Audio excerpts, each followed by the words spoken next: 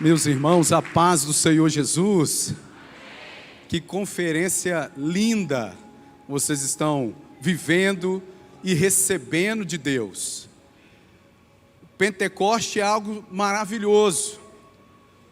Estavam ali 120 reunidos, aguardando algo especial de Deus, uma promessa do Senhor. E aquilo que o Senhor disse aconteceu. Foram cheios do Espírito Santo.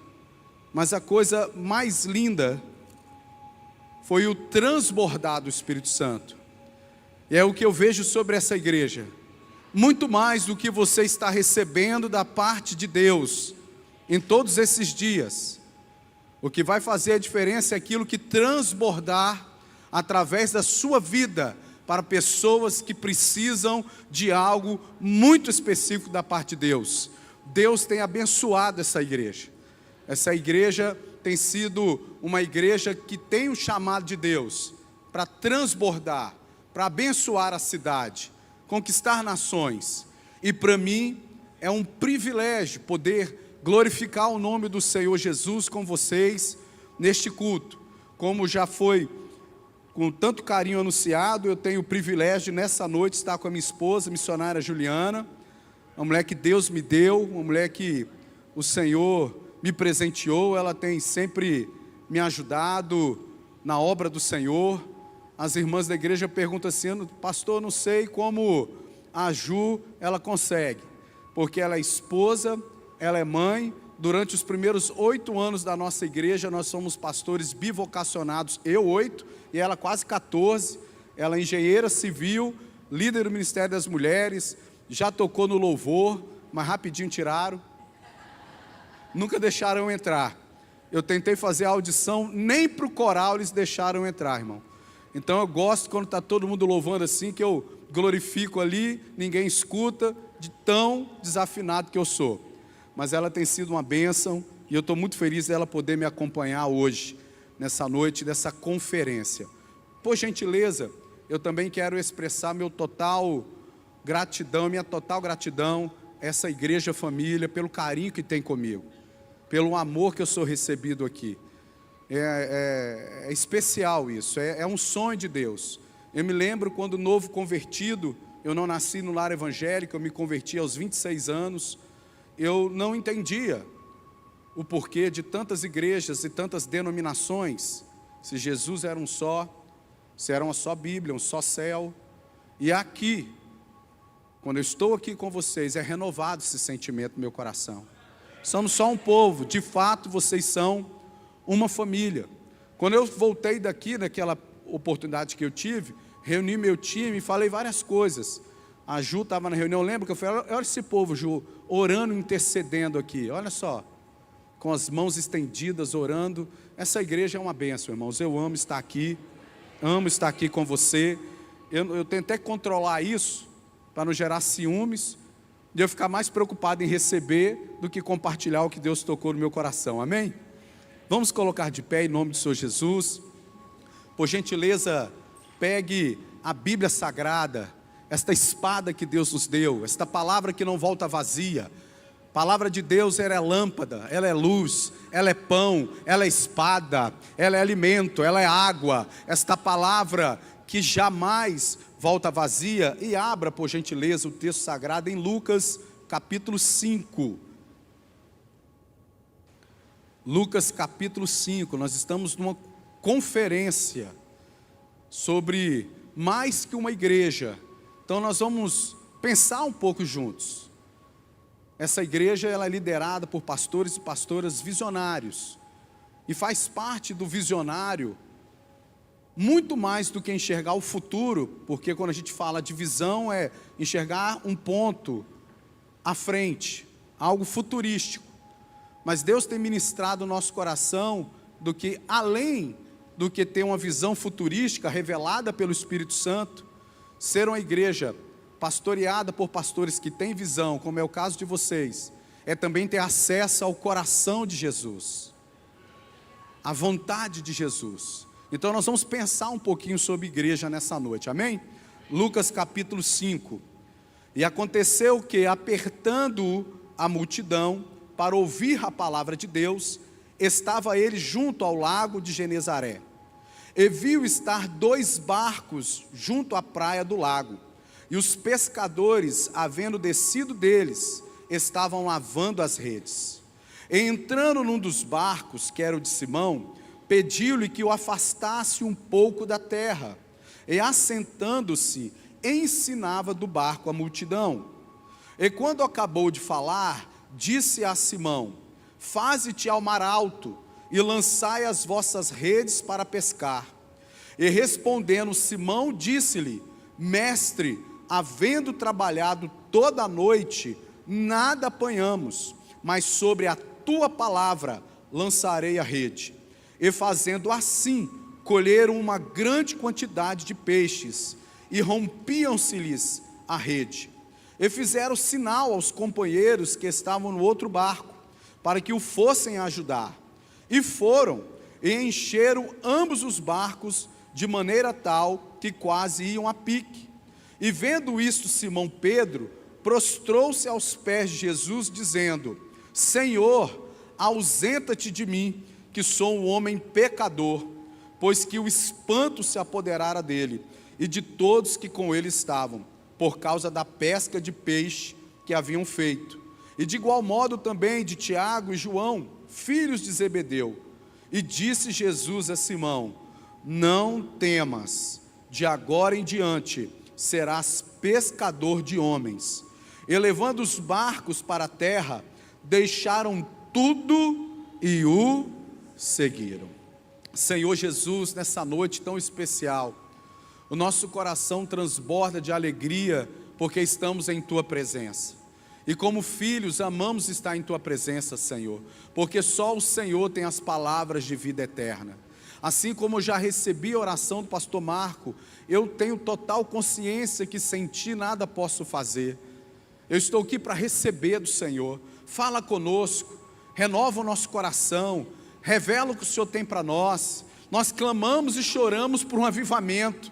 Nós oramos por almas. Nos incomoda ver pessoas perdidas. Nos incomoda saber alguns números de pessoas que passam desta vida sem que tenhamos a certeza da sua salvação. E o Senhor escolheu a igreja para liderar. Não existe outra agência, não existe outro povo que recebeu a autoridade de Deus para fazer a tua obra. A grande comissão não é uma grande sugestão. Desperta-nos, ó Deus, para fazer a tua vontade. É o que eu te peço, em nome do Senhor Jesus. Amém. Por gentileza, tome o seu assento.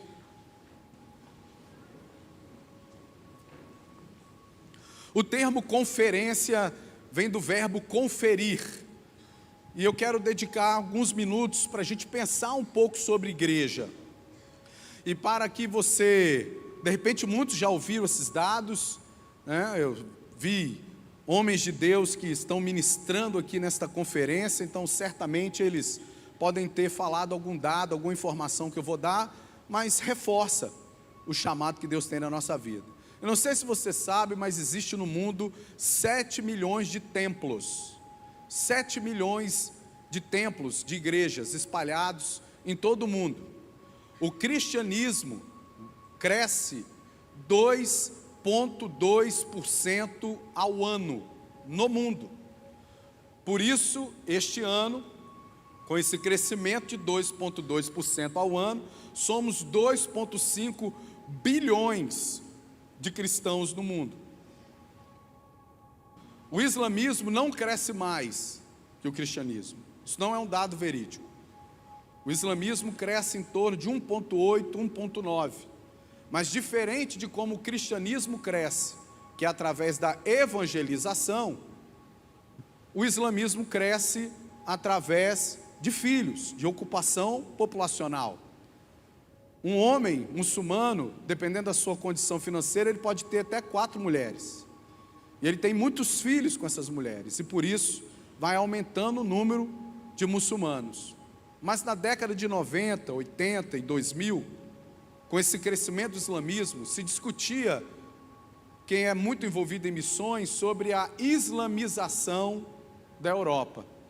Mas hoje estamos em 2024, e o maior inimigo do cristianismo não tem sido o islamismo. tem sido o secularismo, o ateísmo, o homem voltando a seu centro, o homem vivendo apenas para satisfazer o seu ego, o homem querendo ignorar a existência de Deus, o homem declarando que Deus não existe. Até filhos de muçulmanos, de nações em que temos igrejas, vão para a Europa com um projeto de um atentado terrorista. Chegando lá, vendo o estilo de vida dos europeus, eles também têm abandonado o islamismo. Eles também têm escolhido, desejado ser jogador de futebol de um grande clube inglês, andar de carro esportivo, e têm abandonado a sua própria religião. De 7 milhões de igrejas, o cristianismo crescendo 2,2%, das 7 milhões, 4 milhões de igrejas não crescem. Para aqueles que são um pouco mais apaixonados por matemática e estatística, sabe o que procede de um platô? Elas estão num platô, elas não crescem mais. Elas estão anos em um platô. O que procede de um platô não é crescimento. O que procede de um platô, se você não fizer nada, é um decréscimo. Então hoje nós corremos um risco de 4 milhões de igrejas deixarem de crescer. 2 milhões de igrejas decrescem vertiginosamente. Recebem 2 membros, 10 morrem, encolheram 8. Mas para 2,2% de crescimento do cristianismo no mundo, é carregado por 1 milhão de igrejas. 1 milhão de igrejas tem trago crescimento. Eu não sei se você entendeu, mas você já faz parte desse grupo seleto, porque essa igreja tem crescido, essa igreja tem transbordado, essa igreja tem avançado. Precisamos pensar um pouco sobre igreja. E nessa busca de entender o porquê igrejas não crescem, eu me lembro do que o pastor Rick Warren disse, que uma igreja nunca deve se reunir para discutir o que tem que fazer para a igreja crescer, porque a igreja é apresentada como corpo, e o corpo ele cresce naturalmente. A igreja deve se reunir quando ela não está crescendo. Qual é a razão dela não estar crescendo? Então, inspirado nessa palavra, que a igreja ela tem que crescer, muitas pessoas, muitos líderes estão buscando métodos, ferramentas para trazer a igreja para um novo crescimento. E aí eu já entro no primeiro versículo que lemos, que é uma verdade que você tem vivido, é uma verdade que as igrejas que estão crescendo têm vivido.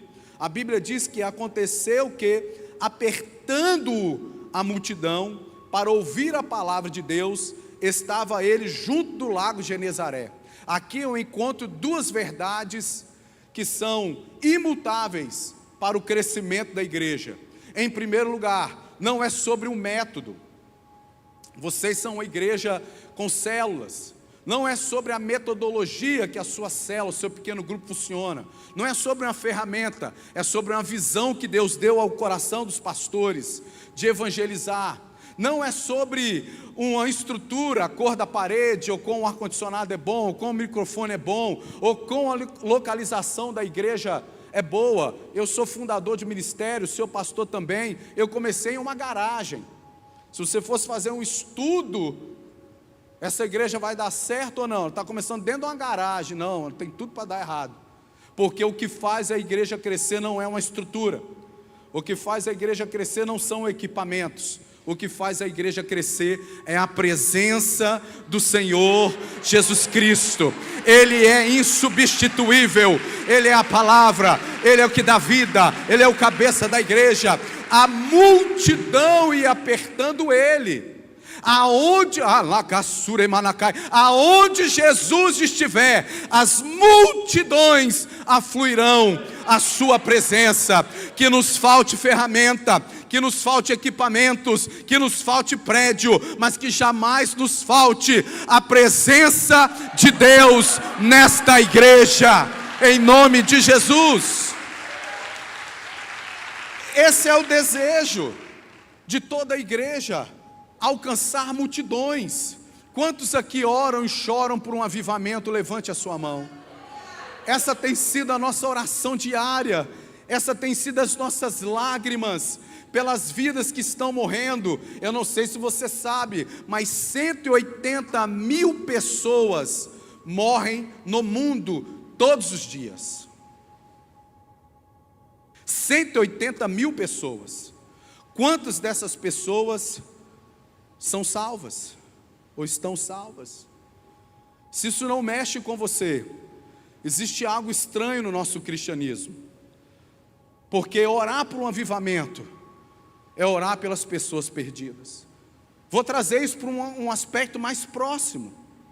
Quantos da sua família não estão aqui nessa conferência, que poderiam estar aqui sendo alimentadas, recebendo da palavra de Deus? De repente seu pai, sua mãe, um filho, um tio, avô, avó. Nós oramos por um avivamento, porque o avivamento está no coração de Jesus, a salvação está.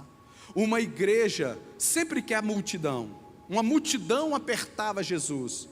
O desejo do nosso coração é que na próxima oportunidade que eu esteja aqui, sejam 5 cultos nessa igreja, que a gente crie um problema para o céu. Senhor, não nos cabe aqui mais.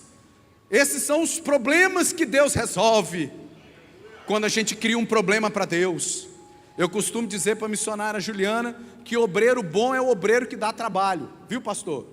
É o obreiro que traz ideia nova, é o obreiro que não está acomodado, é o obreiro que ama a visão que foi dada, é o obreiro que quer trabalhar. Falei, esse obreiro bom dá trabalho, ele quer ampliar a igreja, quer botar mais culto, ele quer o líder de célula bom, já quer multiplicar, já quer ser supervisor de célula, ele quer ganhar o bairro todo para Jesus. O que flui do nosso coração sempre é multidão, porque o mundo é muito grande, e aonde está a presença de Jesus, as multidões vão. Eu conheço muitos pastores aqui no Espírito Santo, homens de Deus, que estavam com suas igrejas crescendo, mas trocaram a presença pela excelência.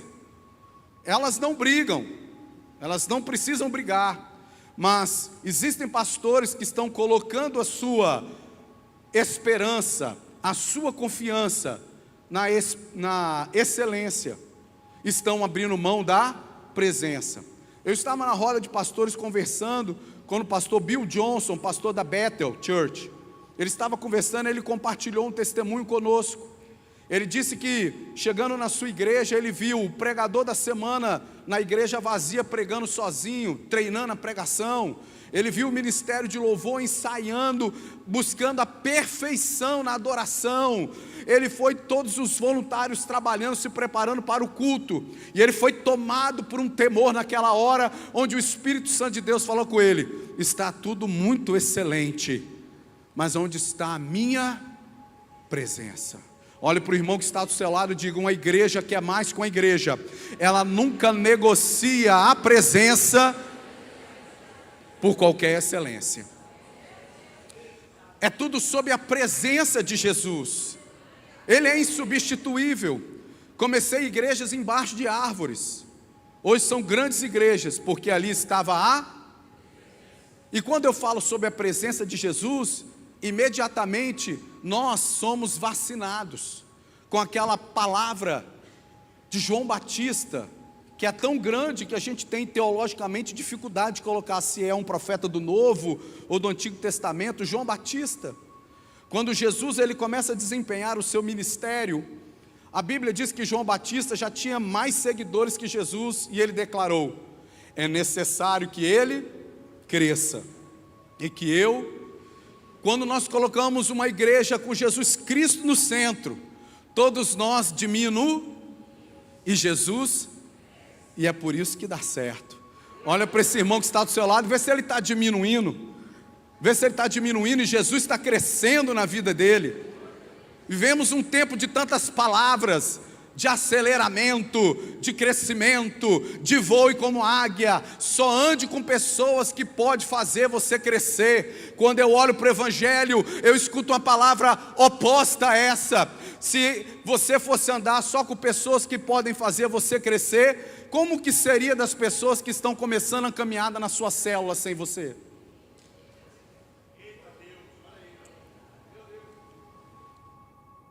Se isso fosse uma verdade, o que Jesus veio fazer andando com a gente aqui? O que a gente pode fazer Jesus melhorar? mas ele veio para os que estavam perdidos. Uma igreja cristocêntrica, sempre Jesus brilha e as multidões vão até ela. Agora, uma coisa também tornava essa multidão distinta, porque hoje, atrair multidões para a igreja, existe uma série de ferramentas, uma série de estratégias, mas aqui havia algo muito especial que eu também encontro aqui nesta igreja. É a razão mais importante do que a quantidade. Lucas, ao escrever este evangelho, ele deixa claro essa ênfase. O que mais espantou o coração de Lucas, narrando este evangelho, foi a razão pela qual aquela multidão buscava Jesus. E a razão que aquela multidão buscava Jesus, diz, eles queriam uma palavra. A razão que nos leva a Jesus sempre atrai mais a atenção de Jesus do que a quantidade. Jesus não se impressiona com a cruzada de 1 milhão de pessoas que estão ali, mas o seu coração está longe. O que move o coração de Deus, qual é a razão que aquela multidão foi atrás de Jesus? Eles queriam ouvir uma palavra. Uma igreja que cresce como esta igreja, certamente é uma igreja fundamentada na palavra, na palavra de Deus. A palavra de Deus é mais poderosa que qualquer metodologia, a palavra de Deus é melhor do que qualquer estratégia. A simples e poderosa palavra de Deus é que transforma, é que liberta, é que salva, é que edifica. A palavra de Deus não pode ser negociada. Salmo 119, versículo 11 diz que eu escondi a tua palavra no meu coração para não pecar contra ti. Uma multidão que busca a palavra de Deus é uma multidão que não quer pecar mais. Nesse salmo tem duas verdades. Eu escondi a tua palavra no meu coração. A palavra de Deus e uma iniciativa pessoal é possível ser armazenada. Eu escondi ou eu escrevi a tua palavra no meu coração. Ela foi armazenada. Mas para qual razão esse recurso, esta palavra? E o salmista continua, para não pecar contra ti. Uma igreja que busca a palavra de Deus é uma igreja que valoriza a santidade. E uma igreja que valoriza a santidade, valoriza a presença de Jesus. E aonde está a presença de Jesus, multidões vão até lá. Eu não sei o que você vai fazer, o que os pastores vão fazer para multiplicar líderes aqui. Mas Deus vai enviar uma grande multidão de almas aqui para esta igreja, porque elas serão alimentadas pela palavra, elas serão cuidadas. Se for para o Senhor, aplauda mais alto.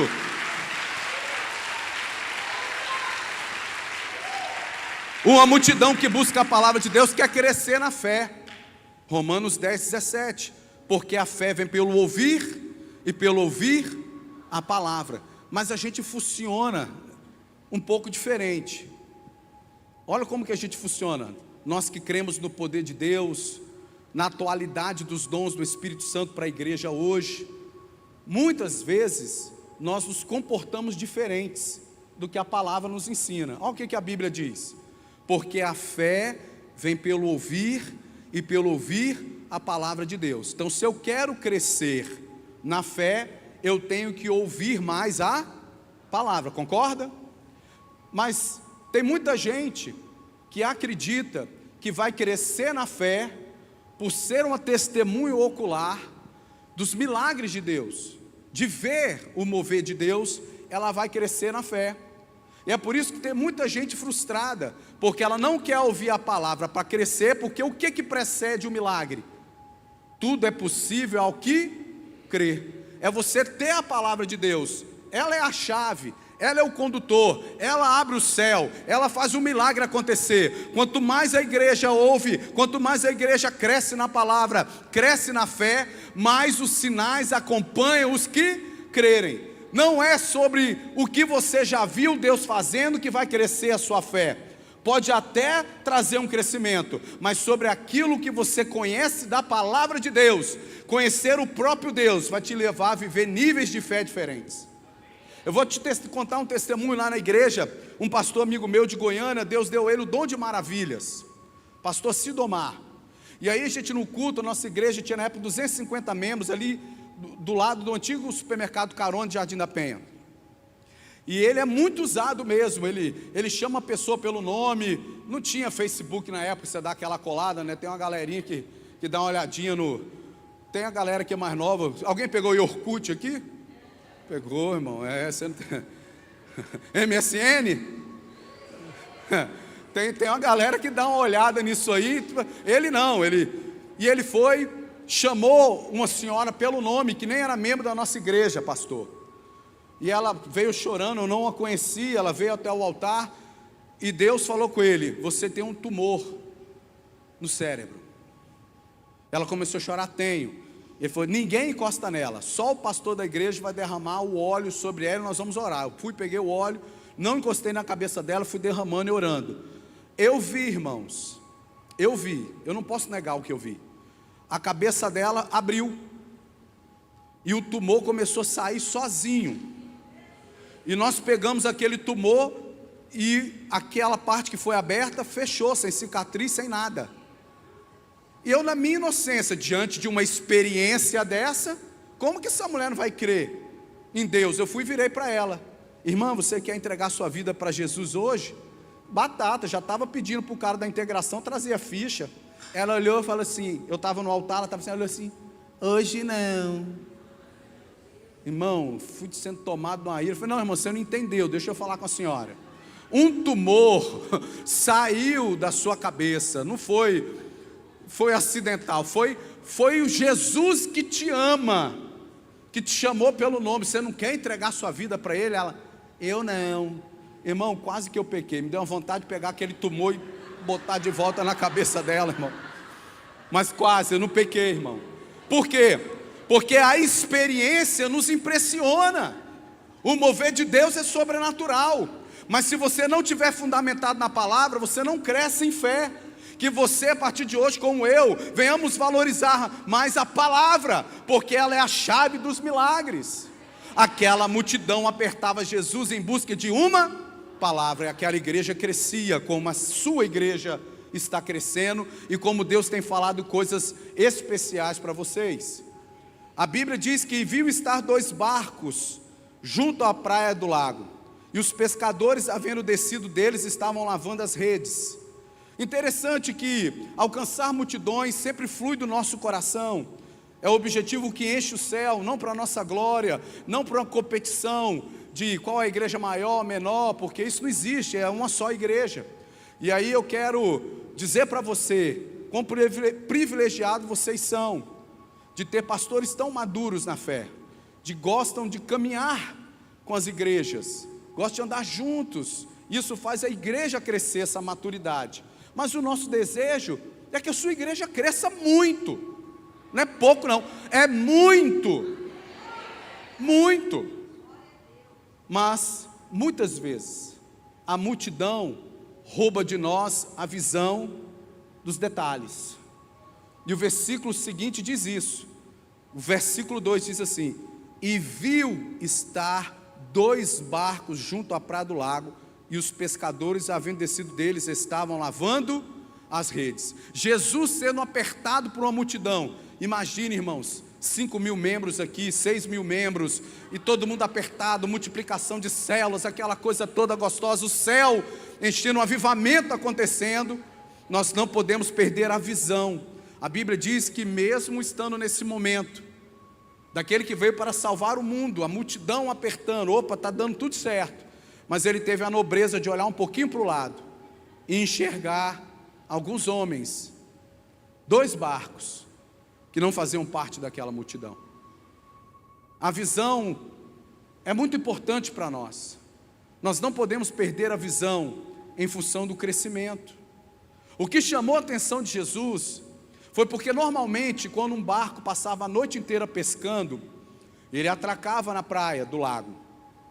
Os pescadores, por naquela época não ter essa geladeira bonita que você tem geladeira hoje que tem até quase que um iPad colado nela. Fala o que tem de comida lá, o que está acabando. Não tinha no tempo de Jesus. Então o pescador descia do barco depois de uma pescaria, ele rapidamente levava os peixes para serem comercializados, porque os peixes são perecíveis.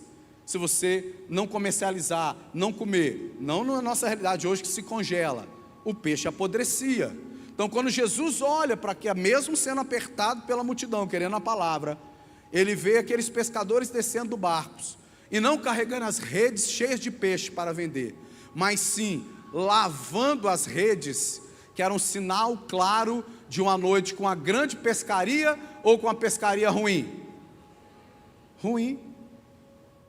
Quando ele olha aqueles homens lavando as redes, em vez de estar vendendo os peixes, aquilo chamou a atenção de Deus. Porque uma igreja que é mais que uma igreja, ela não desiste nas tentativas, naquilo que Deus te ensinou e não deu certo, porque ela não está aprisionada no resultado, mas sim na perseverança. Nem tudo que você faz dá certo. E se tudo que você fez deu certo, é porque você está fazendo pouca coisa. Ou se você nunca fracassou, é porque você não está tentando fazer nada. Eu não sei o pastor, mas eu já consagrei gente errada. Eu já abri igreja que depois tive que me virar para fechar. Mas eu não desisti. Eu não sei se você já se decepcionou com alguém. Faz parte do pacote. Mas desistir não faz parte. Quando Jesus olhou aqueles pescadores, eles estavam lavando as redes. Eles estavam dizendo, trabalhando a noite inteira, não pegamos nada. Evangelizamos a noite inteira, ninguém se converteu, mas nós não vamos desistir do evangelismo. Nós estamos pregando em todos os lugares, ninguém veio, mas nós não vamos parar. Estamos lavando a rede, e hoje à noite a gente vai voltar para lá. E isso chamou a atenção de Deus, a perseverança da igreja. Nós precisamos entender isso. Existem processos, um tempo para o crescimento, existe um tempo para plantar, um tempo para regar e um tempo para uma grande colheita. São processos. Agora, quando nós estamos aprisionados, estamos nos pressionando para resultados, em uma visão meio, não paradoxal, mas pragmática, onde você está muito focado no resultado, e o resultado seria peixes de uma pescaria, você perde o foco de um resultado que é diferente do peixe na pescaria, mas é se tornar um pescador melhor.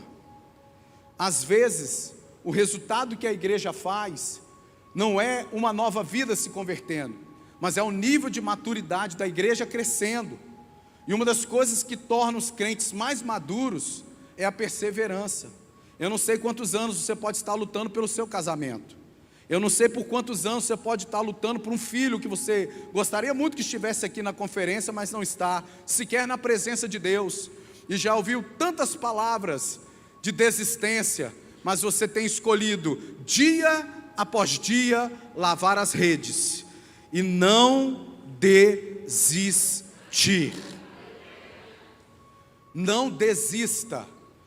A rede que você lava hoje, vazia, é a rede que vai estar cheia amanhã, na sua perseverança.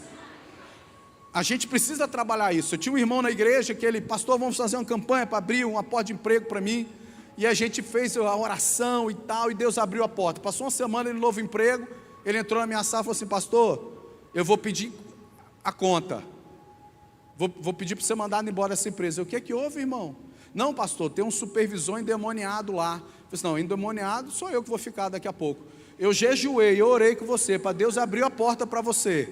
Na primeira dificuldade que você tem, você está falando que vai sair porque tem um supervisor endemoniado lá? Onde luz chega, trevas são, que tem que ir embora ou se converter é ele, não é você. Hoje ele é o supervisor da empresa. Aí eu falo, agora tem um supervisor endemoniado. Ele ri, para com isso, pastor, está queimado. Eu falei, pois é, mas você quis desistir, não desista. Eles estavam lavando as redes. Eu me lembro de tantas experiências que eu podia falar com você sobre lavar as redes, do começo da igreja. Começamos ali, eu, a missionária Juliana, missionária Regina, minha mãe, e uma irmã minha, com 35 cadeiras de plástico, tantas palavras, tanto tempo orando, pastor. Ficamos no mesmo local, depois da garagem foi 6 meses, depois fomos para um ponto que ficamos de 2006 a 2013, na Avenida Adalberto Simão Nader. com 70 cadeiras de plástico, 10 membros, 20 membros, os anos passando, e eu guardava no meu coração uma palavra que Deus tinha liberado, que grande era a obra, mas a grande obra era menor do que qualquer coisa, mas nós não desistíamos, orávamos, servíamos a Deus. Quantas situações para tentar roubar de nós a alegria de servir numa célula, no ministério, mas a gente persevera, porque a gente guarda no coração aquilo que Deus falou, e aquilo chamou a atenção de Deus. Uma igreja que é mais que uma igreja, é uma igreja que persevera nos desafios que Deus permite ela passar. Eles lavavam as redes. E aí a Bíblia diz que Jesus entrou em um dos barcos que era o de Simão, pediu-lhe que o afastasse um pouco da terra, e assentando-se ensinava do barco a multidão. E quando acabou de falar, disse a Simão: faze-te ao mar alto, e lançai as vossas redes para pescar. Entenda bem, aqui eu encontro os 3 pilares de um discipulado que levam a igreja para um crescimento exponencial. A Bíblia diz que Jesus entrou no barco de Simão Pedro. De quem era o barco? Tinha um dono. Quando Jesus entra no barco de Simão, chamado Pedro, Jesus estava começando a construir um relacionamento. O primeiro pilar para o discipulado de uma igreja que cresce exponencialmente é uma igreja que ama vidas e que está disposta a gerar novos relacionamentos. Jesus entrou no barco de Pedro. Deus é um Deus relacional, Deus é um Deus geracional. Deus ama vidas, Deus ama pessoas, Deus quer ter um relacionamento pessoal com você. Deus quer que o seu relacionamento cresça com Deus, através da oração, do jejum, da leitura da palavra, do seu devocional com Deus. Você nunca vai conseguir ser um líder influenciador, um líder multiplicador, se você não amar relacionamentos. Para nós, mais importante do que acontece na reunião da célula, é o que acontece durante a semana pós-célula, quando nós ligamos para as pessoas que estão nas nossas células. Nossas células são evangelísticas, foi a visão que Deus nos deu. São dois casais, 2 jovens, 2 homens, 2 mulheres que estão na célula. O resto tem que ser tudo evangelístico. E essas pessoas estão aceitando Jesus, estão sendo batizadas, estão sendo discipuladas, estão se tornando líderes de célula, as células estão multiplicando. Então, para nós, o mais importante não é o que acontece na visão que a gente tem da célula, o lanche, a dinâmica, a oração, a ministração, o compartilhar. Para nós, é o que acontece depois. Nós perguntamos aos nossos líderes: você ligou, você está amando aquela pessoa? Você vê se alguém compartilhou algo forte, alguma dor, você foi atrás dela? Jesus entrou no barco de Simão Pedro. Relacionamento. Precisamos ser pessoas com o coração aberto para nos relacionar, para amarmos pessoas. Segundo a Bíblia diz que Jesus se assentou e pediu para afastar o barco um pouquinho só e ensinava. O primeiro é relacionamento. O segundo pilar de um discipulado para um crescimento exponencial é o ensino. Jesus sentou e ensinou toda a multidão. O ensino, na minha humilde avaliação, a maioria das igrejas estão boas. Nós temos escola bíblica dominical, a maioria das igrejas tem uma trilha de discipulado para o batismo, discipulado para o novo membro, discipulado para se tornar um líder de célula, discipulado para o ministério do louvor. Esse ensino para multidões, onde você se assenta e você aprende, onde é transferido para você o conhecimento bíblico, onde é transbordado sobre a sua vida a palavra rema, onde a gente tem que sentar. Não adianta querer ir para o fundo do mar antes de sentar para ouvir. Não adianta querer estar em pé para falar sem antes estar sentado para ouvir, porque a palavra do Senhor diz em Tiago 1: seja, portanto, prontos para ouvir e tardio para falar. O problema é que a gente tem pregado muito sobre aceleramento, e a gente entende aceleramento como pular etapas do discipulado que Deus tem para nós. Deus não tem atalhos, Deus não pula etapas, processos, para que você ande mais rápido naquilo que Deus te chamou, porque aquele atalho que você toma, Aquele discipulado que você pula é um recurso que vai te fazer falta lá na frente, quando você estiver na linha de frente. Então eles tiveram que sentar e se contentar com pouca profundidade, mas com muito ensino. E nisso eu creio que as igrejas estão boas. Só que aí vem o terceiro e último pilar. A Bíblia diz que depois que Jesus falou, ele terminou o ensino para as multidões, entrou treinamento. Repita comigo, treinamento. Se o ensino pode ser para toda uma multidão, porque todo mundo podia adquirir o ensino que Jesus estava dando, já o treinamento não foi com multidão. E aí eu enxergo uma grande oportunidade para a igreja ser mais que uma igreja, para que nós, pastores e sacerdotes da igreja, possamos ser usados por Deus para um crescimento exponencial. É não apenas ensinar a multidão, mas é treinar, e o treinamento é one by one, como diz o americano, é um a um. Jesus estava no barco de Pedro, relacionamento, sentou e ensinou a multidão, ensino para todos. Mas depois que ele acabou o ensino, falou: Pedrão, agora é o seguinte, nós vamos para o mar alto, eu e você, e nós vamos pescar. Jesus foi fazer o que com Pedro? Foi treinar Pedro. O ensino tem um aspecto teórico, de um conhecimento que você não tinha. Já o treinamento é colocar aquele ensino na prática. Então, Jesus levou Pedro para o fundo do mar, para ele aprender a pescar de novo. Foi um treinamento. E nisso eu enxergo uma oportunidade para a igreja. E aí eu quero contar uma história para você. Faz de conta que você vai segunda-feira fazer uma cirurgia. Você tem uma enfermidade, fez o diagnóstico e tal, e Deus permitiu que você passe por uma cirurgia. E aí você chega, antes de tomar sua anestesia, pastor, o dono do hospital, o médico, o chefe da clínica geral, chega para o senhor: pastor, tudo bem, como vai o senhor? Eu quero dizer para o senhor que nós preparamos o melhor para o senhor. Aqui está o doutor João, ele é o melhor aluno na faculdade de medicina da UFES. Ele só tirou 10 em todos os ensinos, em todas as matérias. E hoje ele vai fazer a sua primeira cirurgia com o senhor. O senhor gostaria? Vai não, né? Vai não. Está entendendo? Sobre ensino e sobre treinamento.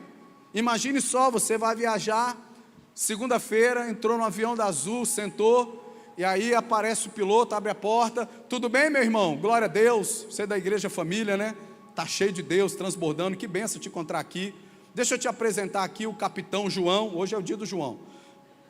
Tudo bom? Aqui o capitão João, melhor aluno na escola de aviação. 500 horas de simulador, pousou bem, enfrentou tempestades no simulador, ele conhece todas as rotas, e eu estou aqui apresentando ele para você hoje, que ele vai fazer o primeiro voo na aeronave. Deus abençoe vocês no voo, eu vou ficar aqui no aeroporto. Você ficaria nesse avião? É a mesma coisa, nós ensinamos muito, mas precisamos melhorar o nosso treinamento. Jesus ensinou e falou: agora nós vamos lá para o mar fundo, porque ensino é no mar raso, mas treinamento é no mar. Quantos aqui aprenderam a nadar, o pai jogando no rio? Deus vai te curar hoje desse trauma, pode levantar a mão. A mãe: calma, bem, né? Tem ali, o irmão ali não é Nutella não, está até com o braço, o joelho, pensei que estava com o braço quebrado. Está com o braço quebrado também não, né? Só o joelho, né? Amor, Zequinha não sabe nadar. Aí o pai: não, bicho é bruto, vai aprender agora. Joga lá no fundo. O menino: tá afogando? Tá não, e tal, não é? Treinamento é no mar fundo. Jesus chamou Pedro: vamos lá no mar fundo pescar. Vamos voltar para onde você foi. E isso a gente precisa tomar cuidado, porque nem sempre retornar a um lugar de insucesso é um atraso. Muitas pessoas evitam lugares, situações, experiências de dor, porque associam aquela experiência como a única experiência que você pode ter naquela geografia, naquele lugar. Jesus falou: Pedro, agora eu te ensinei, agora nós vamos voltar no mesmo mar que você não pescou nada. E ele foi.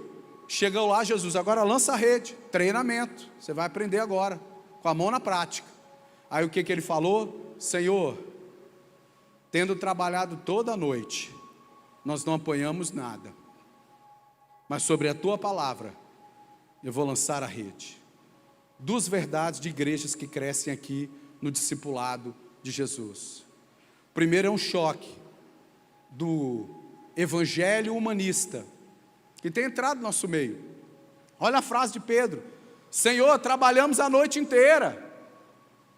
Jesus, o Senhor é carpinteiro, eu sou pescador, se pesca à noite. Eu vim aqui a noite inteira, tentei pescar, não peguei nada. Eu sou pescador, eu conheço a técnica. O humanismo espiritual que eu digo é quando a gente tenta conciliar a palavra de Deus com o domínio humano, como se Deus precisasse de um cenário ideal para trazer um crescimento sobre a igreja, condições ideais. Pedro estava falando para Jesus: Jesus, eu sou pescador, as condições não são ideais. Agora está de dia, tem que pescar à noite, agora é de dia. Eu vim nesse mar aqui, tentei a noite inteira, não tem peixe aqui, não vai dar certo. Mas ele continua dizendo: sobre tua palavra eu lançarei. Isso fala de ousadia. Olhe para o irmão que está do seu lado e diga para ele: Deus ama ousadia.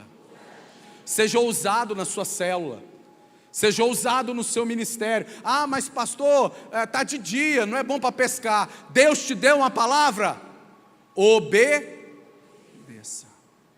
Obedeça. Pedro então lançou a rede, começou a puxar a rede. A Bíblia diz que as redes estavam cheias, e aqui eu quero fazer um paralelo, também como a gente funciona errado muitas vezes. Nós temos uma frase, que ela não é uma total, ela não é majoritária, ela não é geral, ela não é absoluta, é o melhor termo. Por ela não ser absoluta, ela não cobre tudo, a gente tem que tomar cuidado. Eu já escutei de muitas pessoas dizendo assim: quando algo é de Deus, tudo flui. Você já ouviu alguém falando isso? Se você falou isso, levante a mão. Eu já estou com a minha aqui, que eu sou réu, confesso. Porque caminhar com Deus é aprendizado. Se essa porta for de Deus, ela vai abrir tranquila. Você não tem que fazer tanta força para entrar na porta de Deus, não é verdade? Você já falou isso? Será que isso é verdade? Quando Pedro lançou a rede à noite, na hora certa, no mar certo, com a ferramenta certa, com os amigos certos, ele lançava.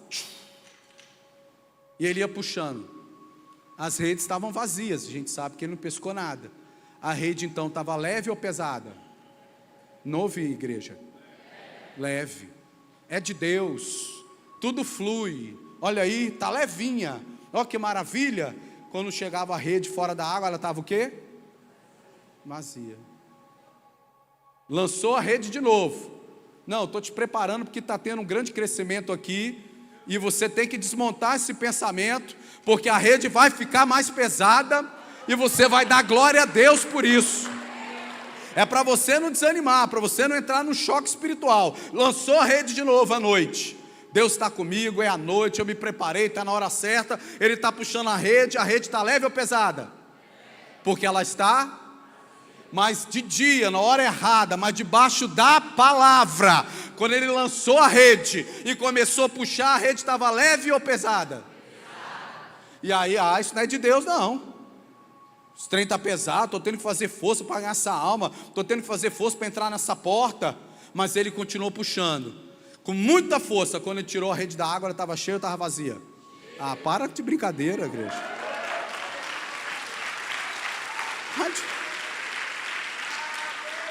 Você vai lançar a rede na palavra, vai começar a puxar ela.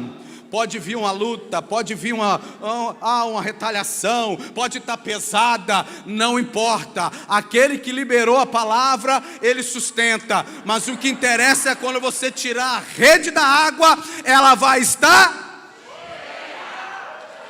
cheia de almas, cheia de vidas. A gente precisa, para novos níveis de crescimento, uma nova maturidade. Nem sempre a porta que Deus abre é a porta mais fácil. Eu estava respondendo uma pergunta do seu pastor sobre a construção da igreja que a gente está construindo, e ele perguntou do terreno, onde é a localização do terreno e tal. Eu falei para ele que começou uma história em 2017, eu tomando um monte de porta na cara, como diz o ditado popular, vindo com o rabinho meio às pernas, cabisbaixo, a igreja, e aí pastor, conseguiu o terreno? Não, fui quase expulso de lá. Mas eu vou voltar, eu lavei as redes, voltei lá em 2018, a gente não quer igreja aqui não, se você quiser construir escola a gente quer, igreja a gente quer não, cabisbaixo de novo. E aí pastor, resolveu? Não. Muitos poderiam ter dito, pastor, esse lugar não é o lugar que Deus tem para você. Pastor, essa não é a porta que Deus abriu para você. Mas eu tinha uma... Tem gente que está entendendo aqui, pastor. Eu tinha uma... E eu quero fazer uma pergunta para esta igreja que eu amo muito. Vocês têm uma palavra?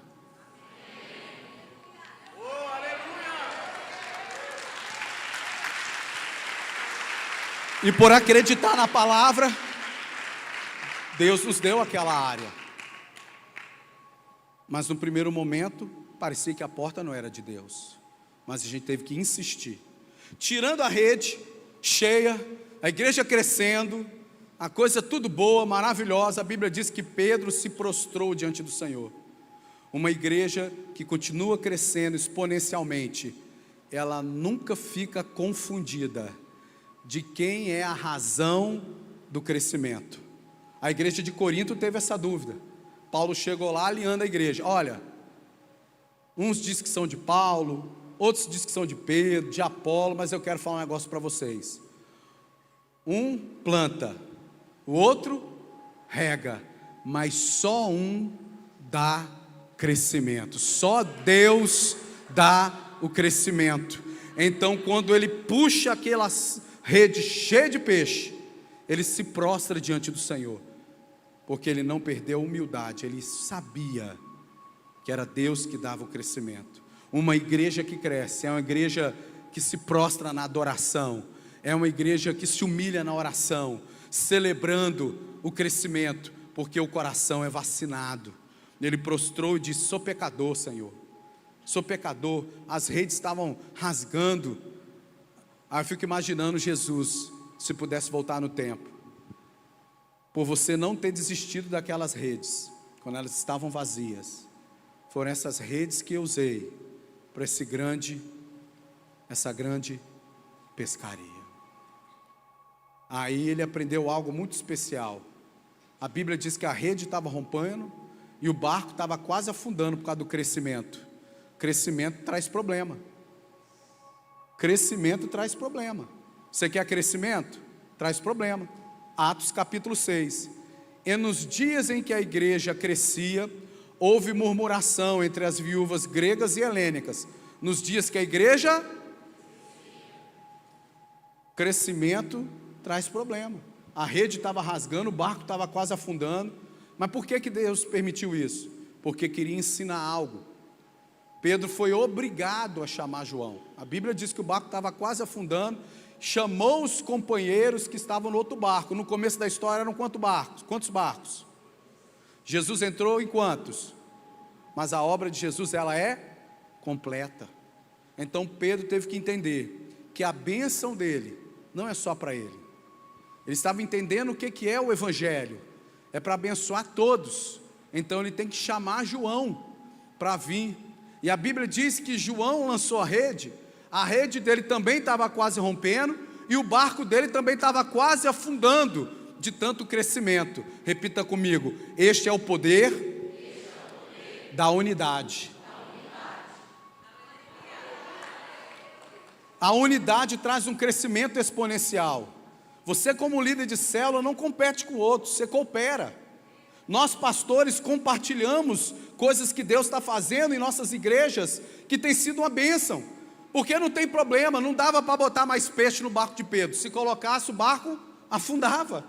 Não dava mais para colocar peixes no barco de João, porque se botasse o barco afundava. Mas Deus encheu os dois barcos. Esse é o princípio da unidade. Irmão, seja maduro, porque um dos inimigos, uma das ações do inimigo para tentar atrapalhar o crescimento da igreja é a falta de unidade. Nós não vamos concordar em tudo, e essa discordância, ela enriquece. Nós somos líderes maduros, de ouvir opiniões, de ideias, mas sobre nós existe uma responsabilidade de tomar a decisão, e tomar decisão não dá para agradar todo mundo, mas as nossas decisões têm que contribuir para a nossa que Deus gere no seu coração, nesse novo tempo desta igreja, que eu testemunharei para a glória de Deus, um grande crescimento, tanto qualitativo, você crescendo como um servo de Deus, como numérico, essa igreja explodindo de crescer. Nunca venha a faltar nesta igreja unidade, nunca. E eu já termino. Eu fico mais, eu sou obediente. Aqui eu sou no máximo diácono, irmão. Está aqui, ó, me deram 1 hora para pregar, eu fiquei até emocionado, quase fui renovado, falar em línguas. Pescou, encheu, Pedro ficou com medo, e ele virou para Jesus e disse: afasta de mim, porque eu sou homem pecador e tal. Aí Jesus olhou para ele e disse: Simão, não temas, porque a partir de hoje, você não vai mais pescar peixe, você vai pescar homens. Que coisa interessante, o chamado de Deus, pegou tudo aquilo que ele sabia fazer, e potencializou para o reino, tanto que Jesus usou uma metáfora: você é pescador, você vai continuar sendo pescador, só que você não vai pescar mais peixe, você vai pescar homem. Durante muito tempo eu tentei aniquilar tudo aquilo que Deus permitiu eu aprender na iniciativa privada. Eu pegava um texto de Paulo, e por conta da minha imaturidade, no começo da minha fé, que Paulo fala assim: eu tenho por lucro a perda de todas as coisas, porque as considero como esterco. O que é o esterco? Fezes. Eu falei, esses diplomas, as experiências que eu tive no mundo secular, isso aqui é esterco, não quero isso mais, só quero a Bíblia. E uma madrugada Deus me visitou e fez a seguinte pergunta: qual é o melhor adubo? Alguém sabe aqui? Pode falar alto, não é pecado não. Esterco. Deus perguntou para mim, qual é o melhor adubo? E eu, todo feliz, estava tendo experiência com Deus, mal sabia que ia tomar uma chamada de Jeová. Eu, esterco, doido para ouvir: respondeste bem, servo bom e fiel. O esterco. Aí ele falou assim: por que você quer jogar tudo fora? A experiência que você está tendo na escola, o curso que você está fazendo, mesmo tendo um chamado de Deus, não pare. Não é para você parar a faculdade que você está fazendo, porque Deus falou que você tem que servir na obra.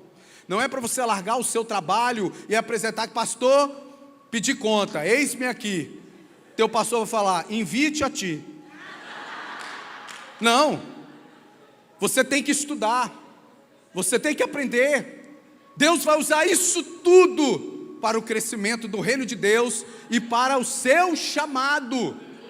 Você vai ser pescador, só que você vai mudar a pesca. Você vai deixar de pescar peixe para pescar homem.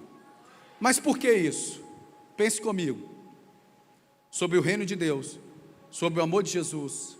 Quando o pescador lança a vara e pesca o peixe dentro da água, ele está vivo ou morto? Não, você pode falar mais alto, sei que você está com fome. Vivo. Quando ele tira o peixe fora da água e pesca ele, o que acontece com o peixe? Morre. Agora, quando a gente pesca um homem que está morto no oceano do pecado e tira ele estava morto, e agora ele está? Essa é a obra que Deus tem nesta igreja. Não é pegar quem está vivo e matar, mas é pegar quem está morto e dar vida. Se coloque de pé, por gentileza. Rapaz, mas está legal, está gostoso, mas agora vai apertar. Eu sei que você gosta, eu sei que você aguenta. Crente é igual massa de pão, de bolo. As irmãs que fazem pão bom, bolo bom, o que você faz na massa? Quanto mais bate, é nós. Quanto mais a gente apanha, mais a gente dá glória. O diabo não entende, o diabo fica endemoniado quando ele vê o crente sendo apertado por Deus e dando glória, aleluia, quero mais Deus. É assim somos nós. Mas entenda aqui comigo, quando Jesus estava sendo apertado pela multidão, dia de glória, dia de crescimento, de aceitação, de honra, ele contempla alguns homens que estavam tendo dias ruins. Se Jesus fosse oportunista, no dia do fracasso, nós nos tornamos sentimentalmente mais fragilizados a aceitar uma nova proposta e duvidar, perder as nossas convicções. Pedro poderia estar no seu íntimo, pastor Marco: poxa, eu pesquei minha vida inteira, eu não sei mais pescar. Eu passei a noite inteira tentando pescar, não pesquei nada. E aí vem Jesus e fala assim: meu amigo, larga tudo e me segue. Ele poderia largar tudo e seguir, tinha uma alta probabilidade disso acontecer, porque ele estava com seus sentimentos abalados por causa do fracasso, ele estava questionando a sua capacidade, então ele poderia estar aberto a uma nova oportunidade. Não é assim quando a gente tem um negócio, o negócio dá errado, a gente pensa em montar outro negócio, eu não sei mais cantar bem, de repente você começa a desafinar como eu. Aí o pastor fala: irmão, ora melhor, será que Deus tem um chamado para você no louvor? Aí você: acho que eu vou pregar então. A gente fica mais sensível aos convites de Deus no fracasso, não é? Só que Deus não usa o nosso fracasso para nos alistar para a grande obra dele. Ele não usa. Deixa eu falar para você uma grande verdade. É muito difícil eu ver, nesses 20 anos pastoreando, alguém que eu já ouvi muitas vezes isso lá na fonte. Aqui na família não tem, porque aqui vocês são mais top, mas lá na fonte, de vez em quando, aparece um irmão assim: pastor, tentei tudo, está dando tudo errado, Deus tem um chamado na minha vida. Eu falei: sim, tem, né? Aqui não tem isso, só lá na fonte. Mas Jesus não convidou Pedro neste momento, que a rede estava vazia, mas quando ele atracou o barco, com a maior pesca da vida dele, a maior pesca, a maior comissão, o maior contrato assinado, o maior dinheiro recebido, o maior lucro distribuído, a maior nota, passou com honraria. Quando eles encostaram o barco, Jesus disse para ele: você não vai pescar mais peixe, você vai pescar homem. E a Bíblia diz: e eles, deixando tudo, o seguiam. Você precisa avaliar qual é o seu tudo que você tem que deixar. A minha conversão foi uma falência. Não sobrou nada, irmão, não tinha mais nada. Não tinha mais nada.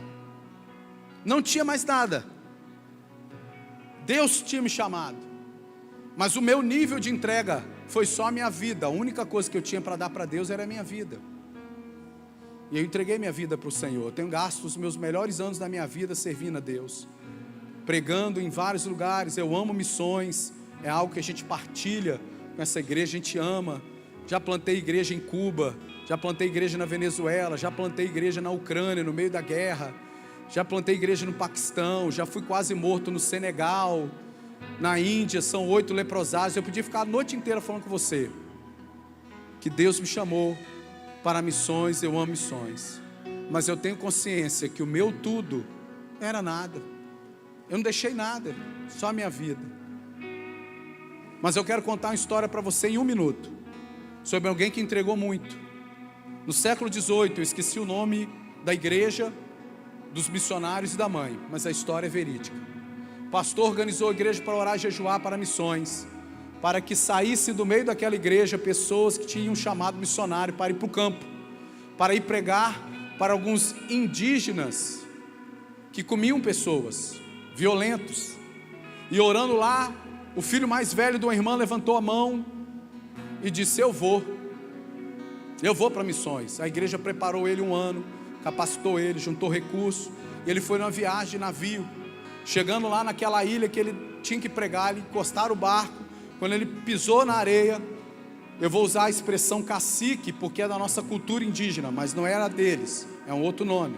Chegou o chefe, o cacique, pegou sua flecha, fez um risco na areia e disse para aquele missionário, com alguém traduzindo, lógico: se você atravessar essa linha para pregar sobre o seu Deus, eu vou te matar.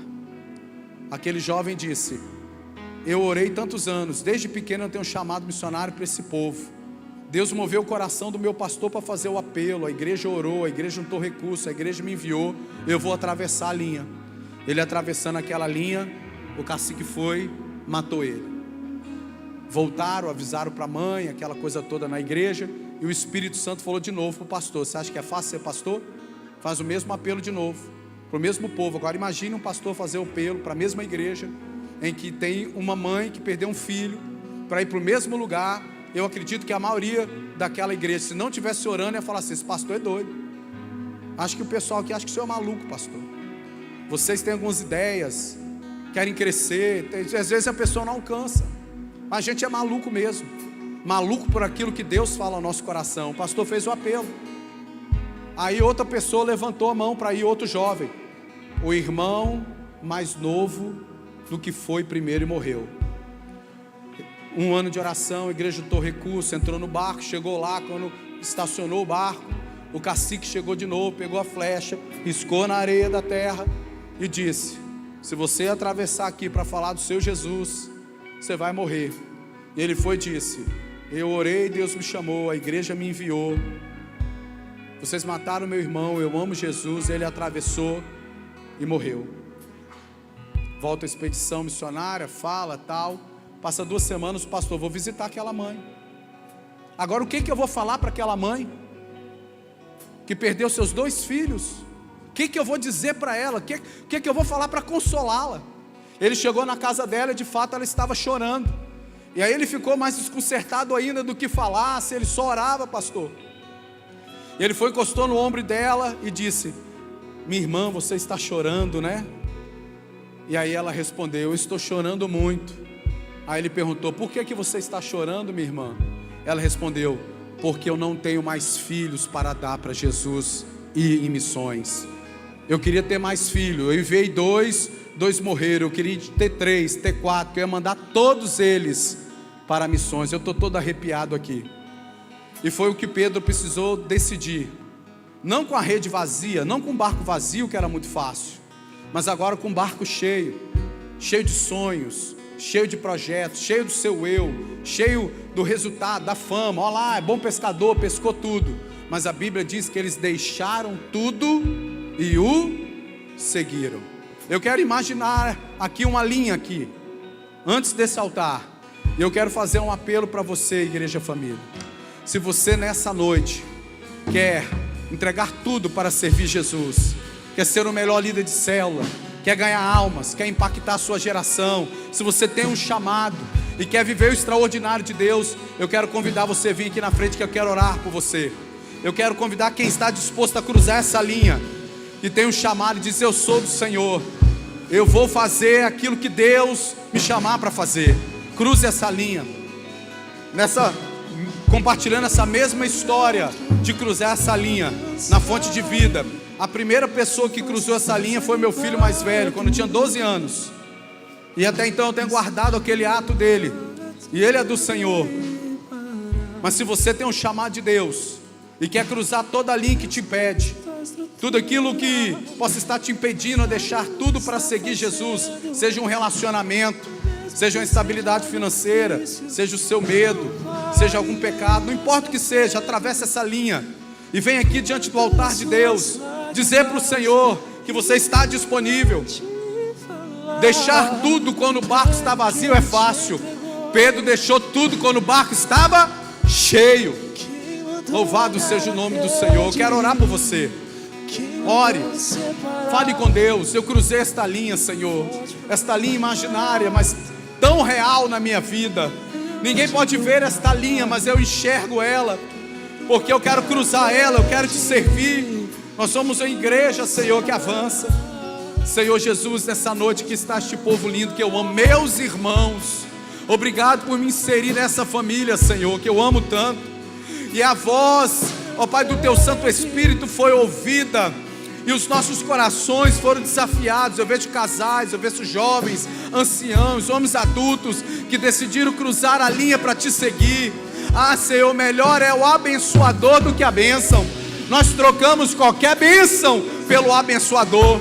Pedro entendeu que uma pescaria muito cheia é uma bênção, mas andar com Jesus era a garantia de pescarias miraculosas para o resto da vida. Ó Deus, confirma o chamado no coração dos meus irmãos. Senhor, confirma o chamado, fortalece, ajuda, Deus, nessa noite cair por terra todas as barreiras reais, imaginárias e espirituais que tentam trazer medo. Deus, em nome de Jesus, eu repreendo todo medo de te seguir, todo medo de ouvir a tua voz, todo medo de liderar, todo medo de entrar no ministério da igreja, todo medo de servir a igreja, todo medo de evangelizar, todo medo de ir. Deus, em nome de Jesus, que caia por terra este medo. Levanta uma geração cheia de Deus, disposta a deixar qualquer bênção, mas não abrir mão do abençoador. Essas são marcas de uma igreja imparável. Essa é uma marca de uma igreja, ó Deus, que é imparável. Em nome de Jesus, abençoe a vida de cada um dos meus irmãos. Em nome de Jesus, amém. Fique aqui, eu quero fazer um último convite. Já quero chamar o pastor Marco, por gentileza. Às vezes, o que faz a gente ficar aceitando, recuando, são as nossas inconstâncias. E Deus preparou uma conferência tão linda para vocês, uma conferência tão especial. Amigos estiveram ministrando aqui, homens de Deus. Seus pastores e pastoras são criteriosos com quem vem no altar. Mas a minha pergunta para você é o seguinte: eles conhecem você, eu não conheço. De repente 100% que está aqui é convertido, é membro da igreja, mas você sabe, e de repente está frio na fé, está um pouco afastado, e você cruzou essa linha, e o primeiro passo de cruzar essa linha é renovar a sua aliança com Deus. Eu quero perguntar para alguém aqui nessa noite: tem alguém aqui que quer entregar a sua vida para Jesus? Quer voltar para a presença do Senhor Jesus? Levante a sua mão bem alto. Eu quero, pastor, eu quero retornar. Eu não conheço, de repente só tem os membros da igreja aqui, mas eu nunca vou furtar o seu direito de renovar a sua aliança com Deus. Tem alguém aqui que quer voltar? Eu vejo uma mão levantada aqui, eu vejo 2 mãos, eu vejo 3 mãos. Eu quero Jesus. Eu quero Jesus. Você está intercedendo ou está levantando, irmão? Está levantando, benção. Eu vejo 4 mãos aqui. Glória a Deus. Esse pastor que já te ama vai cuidar de você. E eu vou passar para ele, porque ele é o anjo dessa igreja. Amém? Obrigado, pastor. Desculpa qualquer coisa.